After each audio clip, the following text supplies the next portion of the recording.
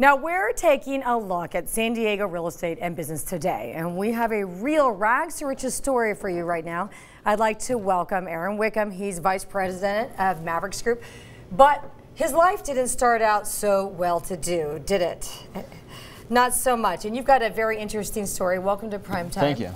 Can we first start off by giving the viewers a little bit of information about what you're doing right now in San Diego, and then we'll go backwards and how you got to be. Okay. So I run a multi-million-dollar investment company. We started buying houses in San Diego about 4 years ago in the downturn, and basically started with $1,000 out of a garage, and now do about 4 to 5 houses at a time. We buy properties that So you're flipping them. Exactly.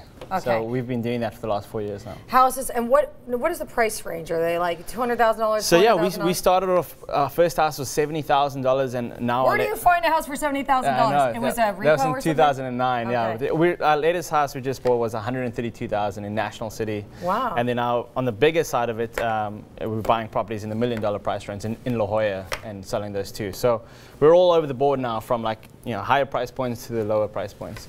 So what is your highest price point home? So the one that we have coming on the market actually next week is in Mission Hills for $1.5 million, and then we have another one in La Jolla going on for like $1.1. And so what do you think you're going to flip that for? What do you project you'll sell it for? So the one that we in Mission Hills, we bought it for about $725,000, putting in a few $100,000 and selling it for about 1.5. So that one's a really good profit margin and stuff. So what's your net on that? Because you're gonna, I mean, the banks are obviously like, hello, here's the money, keep making the money. Well, it's everyone thinks you're making a killing on all these things, but the margins are pretty tight. It's really competitive. Right. Because you got your subcontractors, you got all your costs involved, but exactly. By the time the operation, I mean, you're not just doing one deal at a time. You're actually running a business, and that's the difference between having a company or just like a contractor going out and fixing up a house and selling it.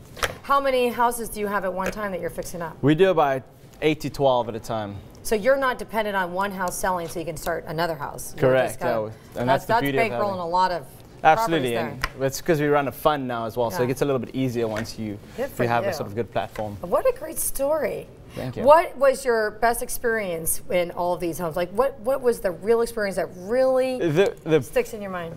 The best experience that comes to mind is, we had this house in Spring Valley that was a lack of a better word, a crack house. It was a real crack house? It was a real crack house. It was a drug house. They chopped it up to have different things. And that's dangerous, by the way, to go there and flip it. You got to be, that's a hazard materials, that crack. So when that house was done, it was just such a great feeling, because you're making money and you're doing good for the community at the same time. Yeah. That's like a feel-good business as well. And who were the buyers for that house? That's always just an interesting an older family. They were kind of retiring out to the East County, so they bought. We sold the house for I think $410,000, and we bought it for $190,000. But you gave opportunity to a family, absolutely, and you're helping the community. And now, that was a price point that's $490. With that house today is now worth $460 because of where the market is. So people are buying into some great equity at the moment. I am so proud of you. Great story, and you look young. I'm not going to ask you how old you are because I don't want you to ask me, but you look young and it's very successful. So now let's go backwards, because you're from South Africa. Tell us what your life was like there. Yeah, so South Africa is a great, beautiful country, but the opportunities there, you have to be a certain color skin in order to be successful in business. You have to have, there's a lot of restrictions. What color skin? Well, it depends on what area. Yeah, it depends on the government, depends on so that's the restrictions of growing up in a country like that. But America provides you so many opportunities, and they call that the American dream. It really is the American dream, and that's why I don't want anybody coming into office and smashing our capitalist society. We want, because people like you, if you want it bad enough, you'll make it happen. We don't need government to stop us. Absolutely. That's the dream that we have got to keep alive, folks, and you're living the dream, and you're not even from America, and you came and lived the dream. So if anybody can appreciate it, you can, and that's awesome. Thanks, Taylor. So did you come here with your entire family, or did you come No, I came here by myself. I initially came because I wanted to start my own business, and Southern California is just so perfect. Yeah, you came to San Diego, the best city in America. I love that. So how old were you when you came here? I was 22. 22 years old. And how much money did you have then? I had about $400 when I moved to America. $400, and look at you now. Yeah. That is a great story. You got to write a book. It's a great story. I want to take you to Washington, D.C. and say, look, Don't tell me. How do you like it when you hear Obama saying, "Oh well, we created your business, yeah, and you're the one who did it." I mean, an entrepreneur's growth is really, and I really promote. I speak to kids all around who want to start their own business because it's the best thing you can do for yourself, for the country, and for the people around you too. Right. Because you're helping others at the same time, and the self-gratification from that. Yeah, and I loved you guys' segment this whole week on how to be successful in all categories and stuff as well. It's been great.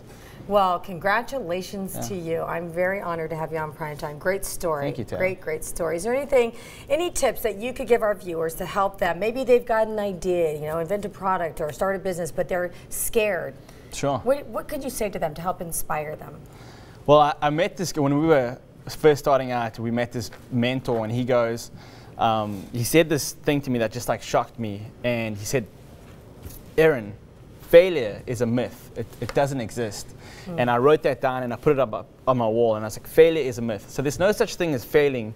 You're always learning as you're doing. So you want to start doing and then keep getting better and better and better. So when people are scared, it's just because they're thinking of the worst case scenario. Think about improving all the time. And that's the best advice I can. And with regards to real estate, it's definitely a good time to get into the market. Better time was 2 years ago, but I would definitely recommend buying your first property now if you haven't, buying your first investment property, because in the next few years' time. And people feel like I'll never be able to own property in San Diego because it's so expensive, but there's always a way. There's Absolutely. always a way. If you have the heart. Don't get railroaded, there's always a way. You just find it. And that's the fun part, finding the way. Absolutely. That's the journey. Yay, I really like you. I like that you're a go-getter and I love it. Okay, we gotta go though, but thank you so much. Thank you.